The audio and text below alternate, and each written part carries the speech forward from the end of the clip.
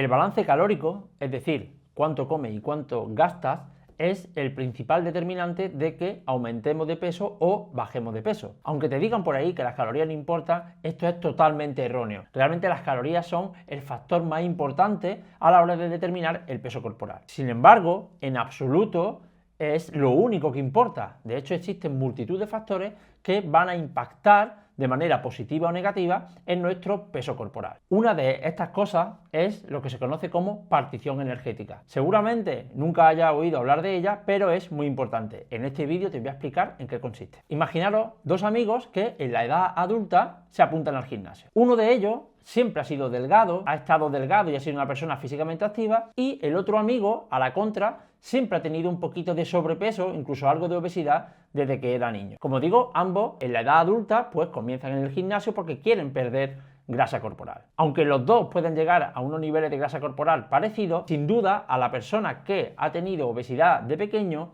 o que ha estado durante demasiados años con sobrepeso, le va a costar muchísimo más mantener un porcentaje de grasa corporal bajo que a la persona que en su infancia pues bueno, era delgado y era físicamente activo. ¿Por qué? ¿Por qué dos personas en la actualidad que se someten al mismo entrenamiento y a la misma dieta tienen diferentes dificultades a la hora de perder grasa simplemente porque en su pasado hayan tenido más o menos grasa corporal? Bueno, pues en parte esto se debe a la partición energética. Cuando nosotros ingerimos determinadas calorías, estas calorías pueden ir a diferentes compartimentos dentro de nuestro cuerpo. Podrían ir más hacia el músculo o podrían ir más, por ejemplo, hacia la grasa. ¿De qué depende de esto? Bueno, pues de muchos factores, entre ellos de la hiperplasia de adipocitos. A la contra de lo que ocurre en el tejido muscular, que lleva energía, caloría hacia ese tejido cuando se contrae, los adipocitos realmente no tienen ninguna necesidad metabólica para acumular energía. Es decir, que lo hacen en función del número de adipocitos. Explico esto bien para que se entienda. Nosotros cuando hacemos ejercicio, por ejemplo, un entrenamiento de fuerza o un levantamiento de pesas, nosotros vamos a contraer el tejido muscular. Y al contraer el tejido muscular va a haber un aumento de este metabolismo y va a haber daño de fibras que forman este músculo en cuestión. ¿Qué ocurre? Que eso hace que cuando nosotros comemos calorías, gran parte de estas vayan hacia ese tejido muscular que ha sido trabajado en el entrenamiento para que se pueda regenerar, se pueda reparar, incluso pueda crecer, que es lo que denominamos hipertrofia muscular. Por lo tanto, la derivación de energía hacia el músculo depende de un estado metabólico, ¿vale? De su trabajo. Sin embargo,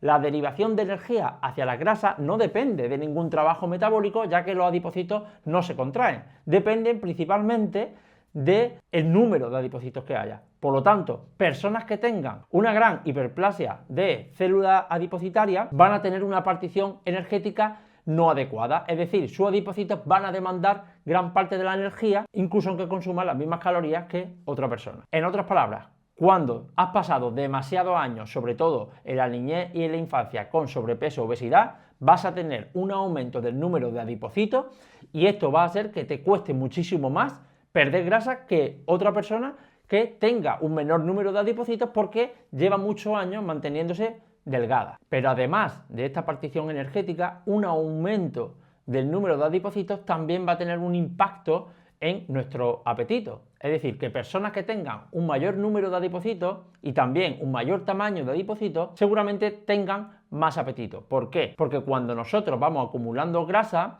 emitimos una hormona que la emite estos adipocitos precisamente, que se llama leptina. Esta leptina lo que hace es quitarnos el apetito, es decir, a mayor grasa corporal tenemos, emitimos más leptina, la leptina impacta en el hipotálamo y lo que hace es quitarnos el apetito. Por lo tanto, ahora mismo estaréis preguntando, vale, entonces a más grasa corporal tengo, menos hambre debería de tener y por lo tanto debería de perder grasa. Sí y no. Realmente lo que ocurre en personas que tienen sobrepeso o obesidad es que como su tejido adiposo emite mucha de esta hormona, mucha leptina, el hipotálamo se vuelve resistente a esta leptina, es decir, que apaga, por decirlo de alguna forma, los receptores a los cuales la leptina se incorpora. Y esto lo que hace es que, aunque se emita mucha leptina por el tejido adiposo, esta realmente no puede ejercer su acción en el cerebro y no puede apagar nuestro hambre. De hecho, el efecto que ocurre es justo al contrario, que personas que tienen un exceso de grasa tienen el apetito aumentado. Y aquí entra el segundo concepto que os quería explicar en este vídeo, que es el set point.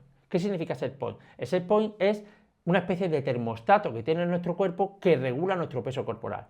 Esto significa que si nosotros tenemos un peso corporal que mantenemos durante cierto tiempo, tanto si nosotros subimos de peso como si bajamos, nuestro cuerpo va a activar una serie de mecanismos fisiológicos para intentar volver a ese peso corporal que teníamos antes. Y aquí seguramente os estáis preguntando, pero bueno, no, entonces nunca podemos revertir esta hiperplasia adipocitaria.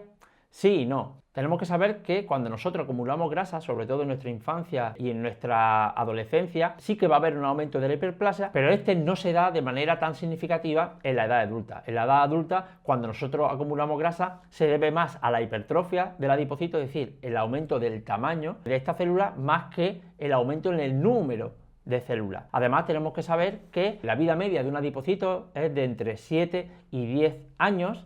Entonces, estas células se van regenerando cada década, lo cual puede sugerir que si nosotros cambiamos nuestros hábitos durante mucho tiempo, debido a la propia regeneración de estas células adipocitarias, podemos ir con el tiempo revirtiendo esa hiperplasia adipocitaria. Sin embargo, como veis, es un proceso que costaría mucho tiempo revertir. Por lo tanto, el set point lo que hace es regular y mantener nuestro peso corporal durante muchos años. ¿Qué hace realmente? Bueno, pues como digo, cuando nosotros, por ejemplo, intentamos bajar de peso, cuando detecta que hemos bajado de grasa corporal, va a aumentar el apetito, va a aumentar la fatiga para que nosotros intentemos movernos menos, va a activar una serie de mecanismos para que no perdamos peso. A la contra, cuando subimos de peso, va a disminuir nuestro apetito, ¿vale? Y va a hacer que nos movamos más, va a aumentar nuestra actividad porque nos vamos a sentir más energéticos. El problema ocurre cuando mantenemos constantemente una sobreingesta, pues que empiece a darse esta resistencia a la leptina y empieza a darse otra serie de patrones que ya no son funcionales y por tanto nos hacen engordar cada vez más. Ahora muchos de vosotros seguramente estaréis un poco tirando la toalla y diciendo que entonces ¿para qué intento hacer dieta o para qué voy al gimnasio si mi idea es perder peso y me estás diciendo que no puedo salir de este set point? Realmente, como digo, sí se puede, y más allá de que la vida media de los adipocitos sea de entre 7 y 10 años, sí que podemos de manera puntual hacer estrategias de pérdida de peso y cambiar este set point. Aquí se introduce el concepto más novedoso que el set point, que se llama el settling point. ¿Qué nos dice este concepto? Este concepto nos dice que cuando nosotros incorporamos de manera sostenida en el tiempo hábitos nutricionales y hábitos de ejercicio saludables, podemos conseguir un equilibrio entre esa ingesta energética y ese gasto energético que nos puede llevar a una pérdida de peso. Y aquí introduzco el cuarto y último concepto, que se llama flujo energético. El flujo energético es el balance entre las calorías que yo ingiero y las calorías que yo gasto. Por ejemplo, si tú gastas 2000 calorías al día y comes 1500 calorías al día, tendría un déficit calórico de 500 calorías. Sin embargo, si tú te mueves muchísimo más, es decir, si tú quemas 3000 calorías al día, para conseguir ese déficit de 500 calorías, podrías llegar a comer hasta 2500. En ambos casos, el déficit calórico sería de 500 calorías. Sin embargo, sin duda alguna, la persona que tiene el flujo energético alto, es decir, aquella persona que gasta 3000 calorías y consume 2500, sin duda va a conseguir una mejor pérdida de peso, una mejor calidad muscular y por tanto va a obtener mejores resultados. Así, lo que quiero decir con esto es que lo ideal sería aumentar mucho nuestro gasto energético a través del ejercicio y la actividad física, aunque eso nos lleve a un aumento del hambre y podamos comer más calorías siempre y cuando estemos en déficit calórico. Así pues, una vez más, el balance calórico, como vemos, es fundamental para determinar nuestro peso corporal, aunque existe una gran cantidad de factores que van a impactar, como la partición energética, el set point y muchísimos otros factores más.